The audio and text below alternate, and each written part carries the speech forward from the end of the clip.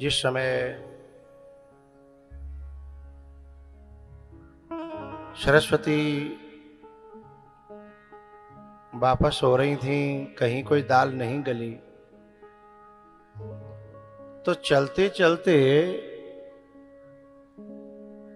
एक नारी नजर पड़ी जिसके दिल में राम नहीं थे, जिसके दिल में लखन नहीं थे, जिसके दिल में सीता जी नहीं थी। और इनकी जगह जिसके दिल में काम था, लोभ था, द्वेष था, और जिनके दिल में ये विकार बसे होंगे, वहां दाल गलेगी। और जैसे ही सरस्वती ने देखा इस कुबड़ी को, और उसके चित्त में बोले विघटन की जो हार्दिक इच्छा तो पहले से ही थी, लेकिन सरस्वती ने तो केवल आइडिया दिया, उपाय।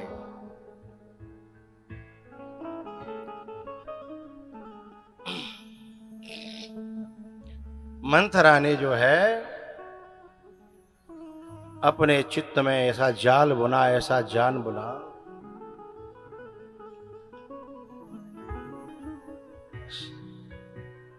समय आ रहा था राम को राज तिलक करने का, क्योंकि दशरथ जी महाराज एक दिन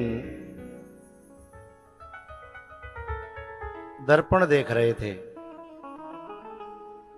और दर्पण देखते देखते उन्होंने क्या देखा कि श्रवण समीप भय सित केसा,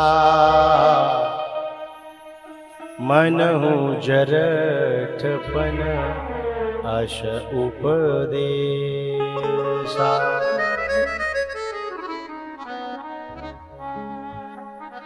राय शुभाय मुकुर कर लीना,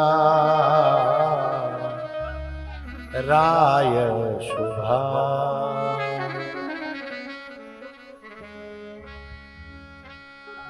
श्रवण के समीप में जब अब सफेद बाल देखे तो जैसे उनका हे राम कहूं देहूं, गुरु जी के पास गए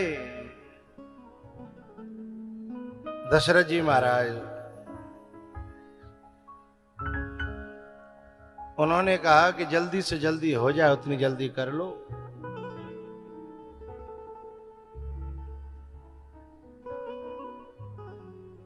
दशरथ जी महाराज ये खुशखबरी लेकर के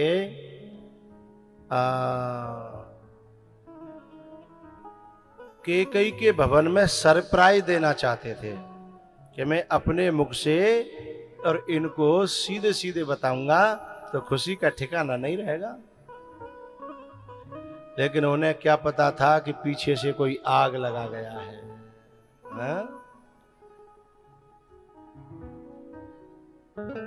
मंथरा ने और कैकेयी को ऐसा पढ़ाया। लेकिन यहां एक बात बड़ी प्यारी मुझे कहनी है माताओं से। कुछ माता ये कहती हैं कि सुनो सबकी और करो मन की। ना, ये बात गलत है।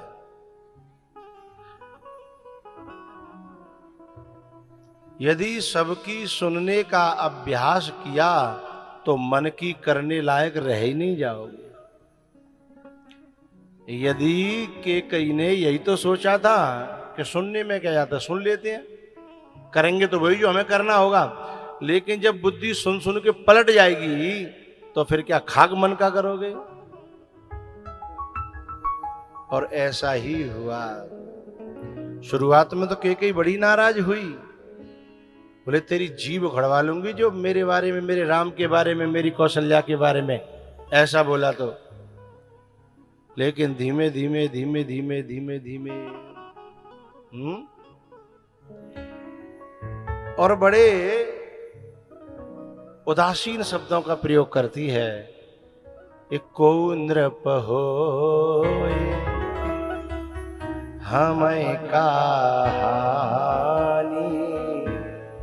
चेरे छाणे हम हो बकीरा। एरी मैया तुम्हारे अड़ोस पड़ोस में है जो घर में जहर घोलने आती है ना, वो सौदे पे जो बोले हमें तो कजू लेना देना ना, हमारे जान तो तुम्हें जो कुछ करना हो सो करियो, पर हम पे तो तुम्हारा बुरो देखो ना जा, तो समझ लो सबसे बड़ी चुगल हो रहे। ऐसी की बात सुनना ठीक, जब तो कजू लेना देना ना तो यहाँ काय जीव चला रही अपने घर रहे हैं। और पता है ऐसे ऐसे लोग एडवाइस देने आ जाते हैं जिनकी घर में कोई ना सुन लो हैं, अपने घर में जिनकी कोई सुन ना रो मान ना रो, और दूसरे के घर में एडवाइस देने चले आते हैं। तो जो ये कहती है ना, कहते कि मोए तो कोई दिक्कत ना है, पर मुंह पे तेरो बुरो देखो ना जा रो, ऐसे व्यक्तियों की बातों को सुनने से अपराध लगता है।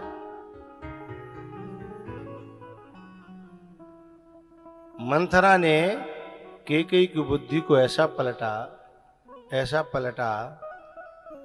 कि जो हितकारक थे वे अहित वाले लगने लगे, और जो अहित वाले थे वे हितकारक लगने लगे। चोरों के लिए चांदनी की रात बुरी लगती है, चोरों के लिए चांदनी की रात बुरी लगती है, और बिगड़ी हुई औलाद को बाप की हर बात बुरी लगती है।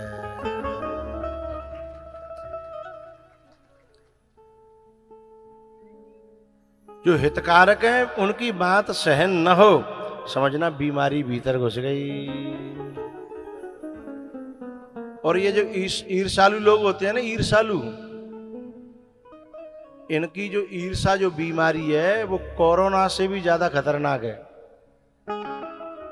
कोरोना से भी ज्यादा खतरनाक है। बोले कैसे? बोले नेक संग करो और तुरंत बाकी बीमारी दूसरे में आ जाएगी हैं।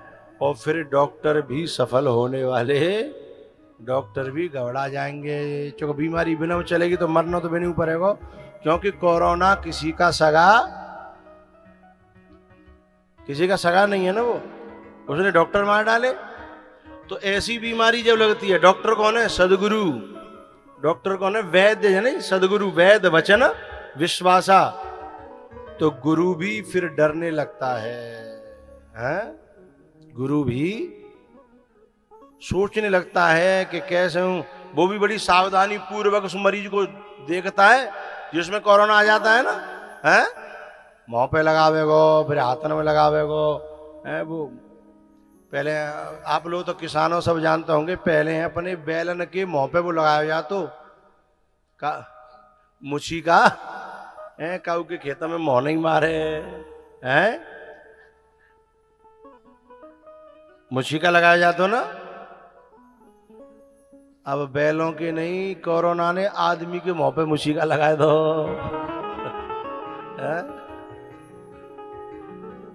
और बताए हमने तो बैल के मुंह पे ही मुछी का लगायो, कोरोना ने हमारे मुंह पे लगाए दो, हाथन पे लगाए दो हैं। पूरे शरीर में जो डॉक्टर होते हैं ना, वो पीपी किट पहन करके जाते थे, ऊपर से लेके नीचे तक। तो ये जो ईर्षा है ना, ये बड़ी बेकार बीमारी है, बड़ी बेकार।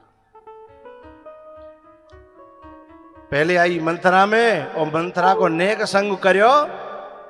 अच्छा पता है कोरोना आ रहा है, इस बात की पहचान क्या होती थी? बोले छींक आई है, छींक आने लगी तो समझ लो मामलो। छींक आमत कहो तो आदमी डर पे के भागे जाते हैं, बोले भैया भागो हैं। तो छींक का मतलब क्या है? छींक जो है ना अंदर आते हुए कीटाणु को बाहर फेंकती है। छींक जो है अंदर जो प्रवेश कर रहा है उसे बाहर फेंकती है।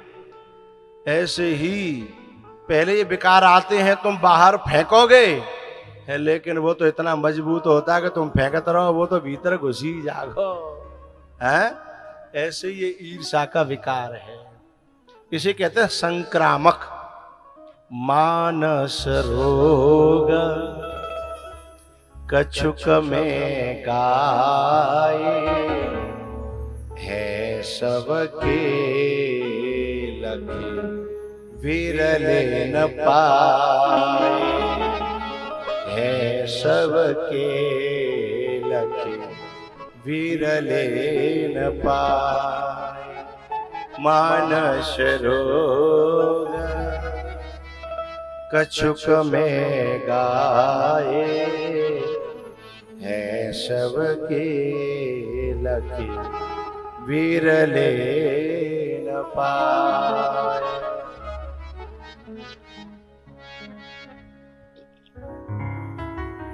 अब दशरथ जी महाराज तो बड़े साहब खुशी में जा रहे, सरप्राइज देने के लिए ऐसी खुशखबरी सुनाऊंगा।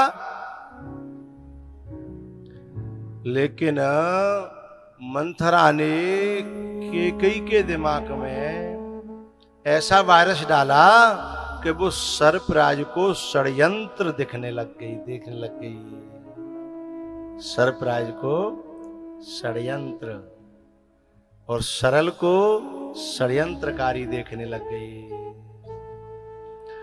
अब राजा का प्यार देखना बंद हो गया, षड्यंत्र देखना चालू हो गया है। क्योंकि नजरें बदली, नजारे बदल गए, किश्ती का रुख बदला और किनारे बदल गए।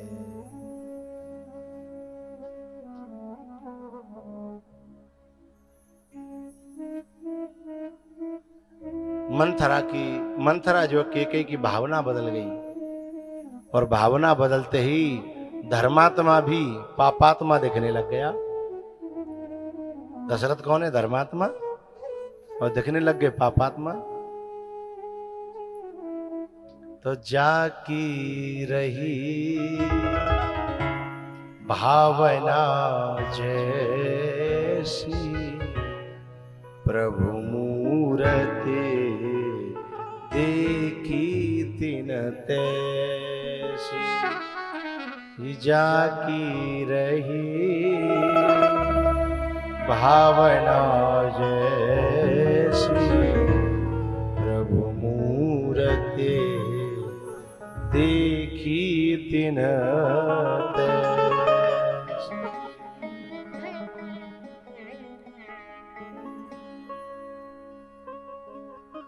दशरथ जी ने कैकेयी के भवन में जाकर के पूछा दासी से कि कैकेयी कहां है? दासी ने कहा उस समय एक कमरा होता था, जब किसी को क्रोध करना है, कोप करना है, गुस्सा करना है, शिकायत करनी है, तो उस कमरे में पहुंच जाना। कमरा होता था। जैसे अभी हमारे यहाँ कमरे होते हैं, बोले ये अतिथियों के लिए है, गेस्ट रूम है, और बोले ये सोने बैठने के लिए, बोले बेडरूम है, बोले ये भोजन पानी करने के लिए है, बोले डाइनिंग रूम।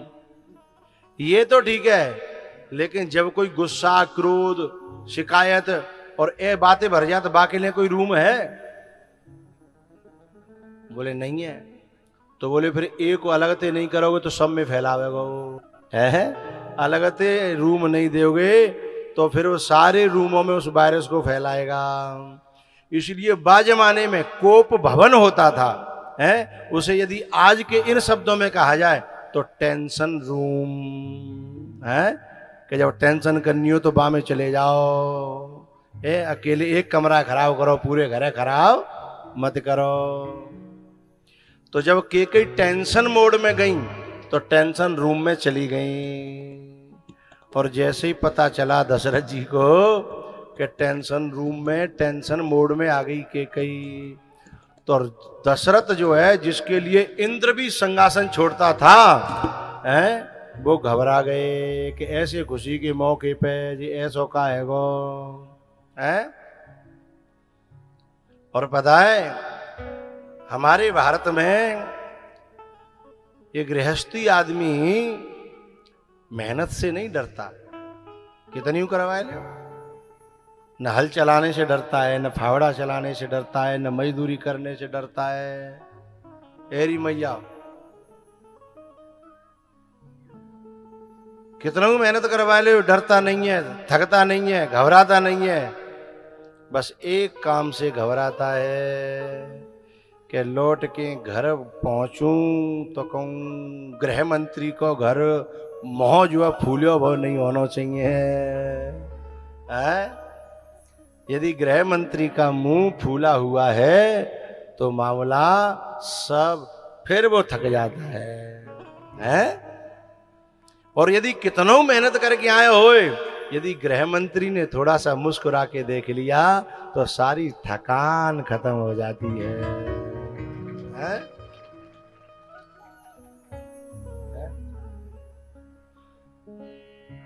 हमारे पंडित जी एक बहुत प्यारी बात कह रहे हैं। बोले बात सत्य होती है तो गुरुजी ताली बजती है तो ताली तो बात तो जो है मानस तो एक ऐसी कथा है रामायण की जो दिल के भीतर तक की बात को, अपने हृदय की बात को ला करके खोल के रखती है। तो मैया आप एक पंक्ति गाती हो, फूल मांगू ना बहार मांगू, है ना, गाती हो ना। लेकिन आप ये नहीं सोचती हो कि आदमी भी ये चाहता है कि न सोने को हार मांगू न कुछ और मांगू, है। वो ये चाहता है कि तुम खुश बने रहो और घर को खुश रखो, है। इतना ही तो चाहता है। और उसने तुमसे कब सोना चांदी मांगा है? तुम तो फिर भी झूठ बोलती हो, न फूल मांगू न बहार मांगू, है, झूठ बोलती हो ना। जब जब मौका आता है, चाहे वो करवा चौथ को होए, चाहे कोई और होए, हर मौके पे तुम्हें कहीं न कहीं से, दतिया से नहीं तो ग्वालियर से नहीं तो डबरा से शॉपिंग करने का है। लेकिन आदमी नहीं मांगता है। वो कहता है कि मेरे माँ बाप को खुश रखो, मेरे घर को खुश रखो और तुम खुश रहो, है। बाकी तुम मेरी प्राण ले लो, है, मेरी जान ले लो, है, मेरा पैसा ले लो, है। आदमी यही तो कहता है। लेकिन इतना देने करने पर भी एक छोटी सी मुस्कुराहट न मिले तो फिर बेचारा आदमी थक जाता है।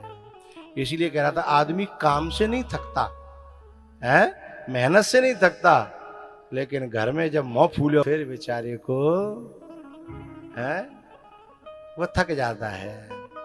दशरथ जी महाराज जैसे ही आए सूख गए साहब। इतना बड़ा वीर राजा सूख गया। कैकेयी ने दशरथ जी से बहुत देर तक तो संवाद ही नहीं किया। फिर जैसे तैसे उन्होंने कहा कि बोल तो सही, मुझे पता तो पड़े बात का है, हैं? तो उन्होंने कहा कि मेरे तुम्हारे पास 2 वरदान उधार हैं। बोले हैं। मैंने कब मना किया? बोले दे दो। बोले ले लो। तो पहले वरदान में वो भरत को राज तिलक और दूसरे वरदान में राम जी को 14 वर्ष का वनवास मांग लेती है। दशरथ जी महाराज धरती पे गिर पड़े। बोले ये क्या हुआ? कवने अवसर का भयो, कवने अवसर का भयो, गयौ नार विश्वास। एक ऐसा धर्मात्मा राजा, इतना विश्वास करने वाला, उसका विश्वास तोड़ डाला।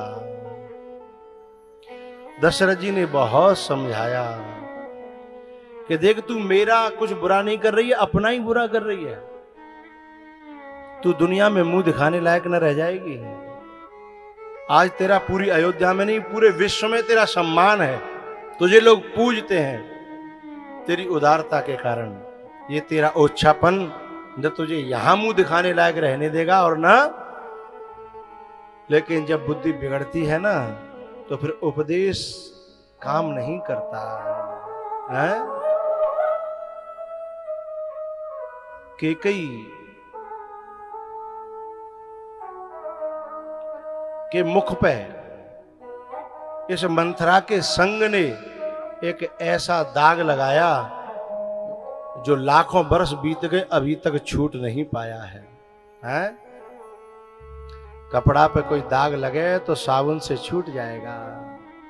हैं? कपड़ा पे कोई दाग लगे तो साबुन से छूट जाएगा, सर्फ से छूट जाएगा, पानी से छूट जाएगा। लेकिन के व्यक्ति के जीवन पे कोई दाग लगता है ना, आहा, उसके लिए कोई साबुन नहीं है, कोई पानी नहीं बना है। दशरथ जी महाराज ने पति होकर के भी हाथ जोड़े। मैं तेरे हाथ जोड़ता हूं, तू कितने लोगों का भविष्य खराब करने जा रही है, तेरे को पता है, तुझे कोई क्षमा नहीं करेगा। जब ये वनवास हुआ ना, उसके बाद कैकेयी को जो दासी रोटी देने जाती थी ना उसके महल में, तो वो दासी जो है ना अपने वस्त्र का ऐसे आड़ करके और यूं थाली सरका के आती थी। किसी ने पूछा ऐसा क्यों करती हो? बोले ऐसी को मोह देखूंगी है जिसने अपना पति खा लिया, जिसने राम जैसा बेटा, सीता जैसी बहू है, लखन जैसा सेवक, जिसने कौशल्या के पेट पर लात मारी जो बिल्कुल निर्दोष थी, इसका मुंह देखूंगी। जिसका मुंह जिसकी दासी भी न देखना चाहती हो, है ऐसा जीना भी क्या कोई जीना है? ऐसा जीवन भी क्या कोई जीवन है? दशरथ जी ने ये सारी बातें बताई थी। जब राम जी लौट के आए थे ना युद्ध करके, तब कैकेयी से मिले तो कैकेयी से कहा, मां तूने कितना बड़ा कलंक सहन किया है, कुछ मांग ले। पता है कैकेयी ने रो करके एक ही बात कही कि मेरे भरत ने मुझसे मां कहना बंद कर दिया है। यदि राम तू मुझे दे सके तो मेरा मातृत्व वापस दे दे। बस मेरा बेटा मुझसे राम कहना प्रारंभ कर दे, एक बार राम कहला दे, एक बार मां कह दे मुझे, बस मेरे जीवन की तसल्ली हो जाएगी। जब भरत जी को बुलाया राम जी ने है कि मैं कुछ मांगना चाहता हूं, तब भरत जी ने सीधे सीधे एक बात कही कि मेरे प्राण ले लो, मेरा सब कुछ ले लो, पर मेरी एक प्रार्थना, मुझसे ये मत कह देना कि मैं उससे मां कह दूं, क्योंकि उसी दिन से मेरी मां मर गई जिस दिन से मेरे प्रभु को मुझसे दूर करने का प्लान किया था, हैं? उस दिन मेरी मां मर गई।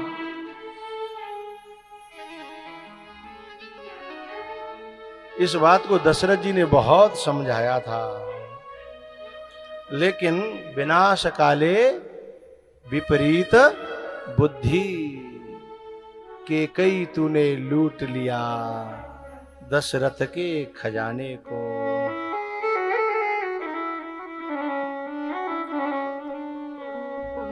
कैकेयी तूने लूट लिया दशरथ के खजाने को, कैकेयी तूने लूट लिया दशरथ के खजाने को।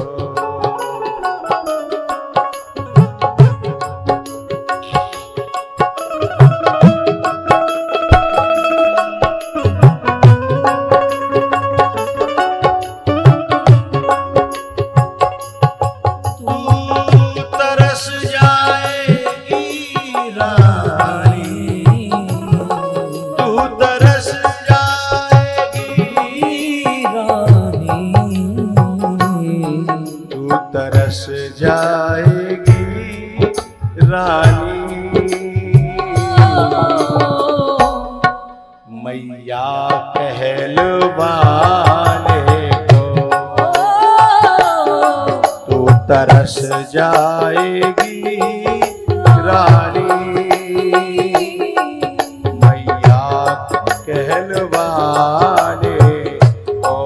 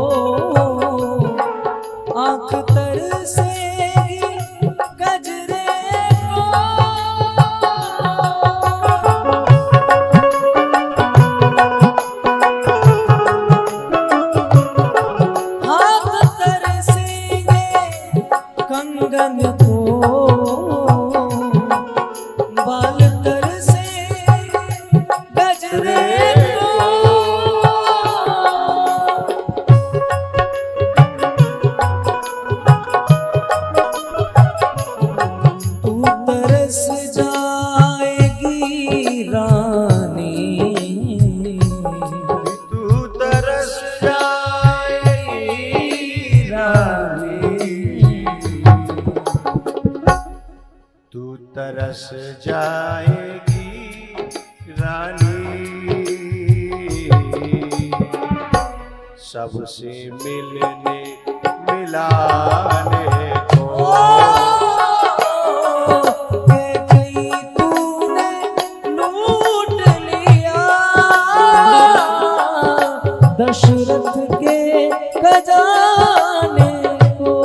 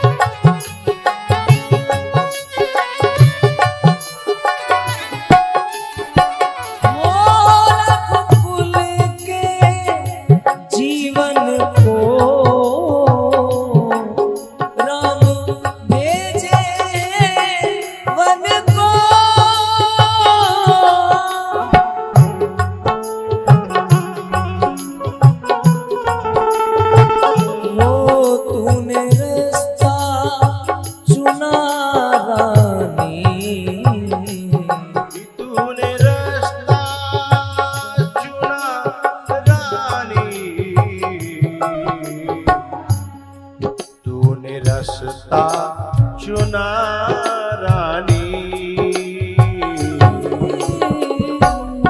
सीधे नरक जाने को के कहीं तूने लूट लिया दशरथ के खजाने को।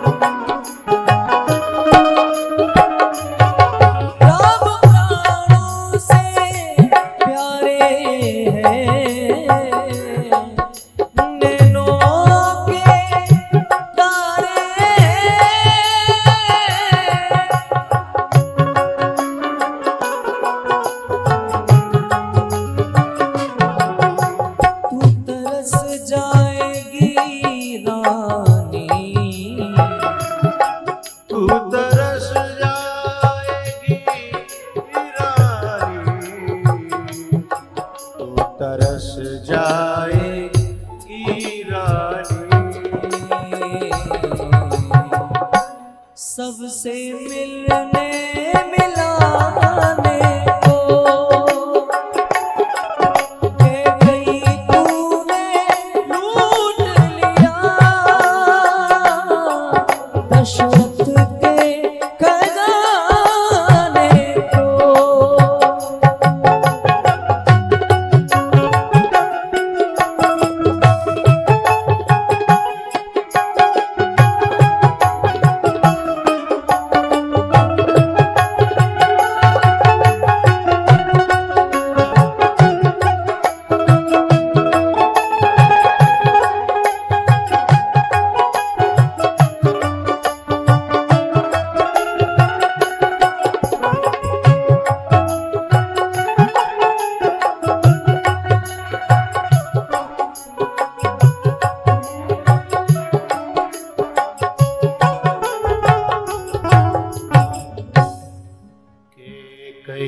तूने लूट लिया दशरथ के खजाने। तू तरस जाएगी रानी, तू तरस जाएगी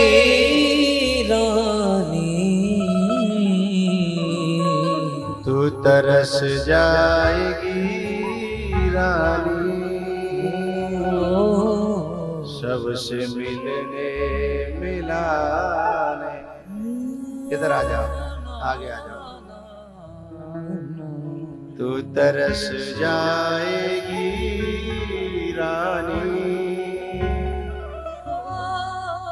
सबसे मिलने मिलाने के कई तूने लूट लिया